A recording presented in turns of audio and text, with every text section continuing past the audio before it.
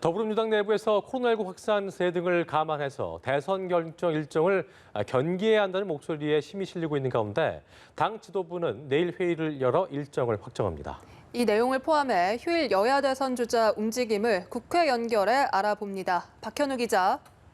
네, 당초 오는 9월 10일 전후로 대선에 나설 최종 후보를 결정한다는 계획 아래 경선 일정을 진행해온 민주당은 최종 후보 선출 시점을 3주 정도 늦추는 방안을 검토 중입니다. 코로나19 확산세 등을 감안했을 때 일정의 일부 차질이 불가피하다는 판단 때문인데요. 당 지도부는 내일 열리는 최고위 회의에서 선관위가 이와 관련한 각 캠프별 의견 등 수렴 결과를 보고하면 이를 바탕으로 경선 일정을 확정할 것으로 전해졌습니다. 경선을 얼마나 연기할 것인가를 두고 후보 간 다소 간의 이견은 있는 상황이지만 9월 말쯤 시작될 국정감사 이전까지는 후보를 선출하는 3주 정도 연기하는 방향으로 가닥이 잡혀가는 상황입니다. 일정 연기 등 논의 속 후보 간 신경전과 기싸움은 점차 고조되는 분위기입니다. 주말에는 이른바 군필 원팀 포스터를 두고 후보 간 불꽃이 일기도 했습니다. 이낙연, 정세균, 김두관, 박용진 예비 후보가 함께 찍힌 사진과 군필 원팀이라는 문구가 적힌 온라인상 포스터를 두고 설왕설래가 오갔는데요. 군대를 다녀오지 않은 지지율 1위인 이재명 후보를 저격하기 위해 제작된 것으로 보이는 포스터에 이재명 후보는 자신의 굽은 왼팔 사진을 SNS에 올리며 정면 대응했습니다.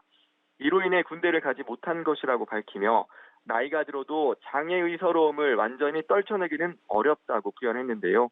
김두관 후보와 박영진 후보는 자신의 의사와 관계없이 군필 원팀 포스터에 포함됐다면서 넘지 말아야 할 선이 있다며 이 후보를 두둔하는 듯한 모습을 보이기도 했습니다. 이런 가운데 이재명 후보는 휴일인 오늘 오후 정책 발표 기자회견을 갖습니다.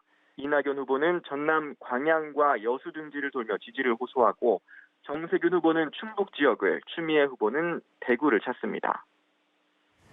야권 상황도 살펴보죠. 어제 각각 부산과 광주를 찾은 최재형 전 감사원장과 윤석열 전 검찰총장의 휴일 움직임 어떻습니까?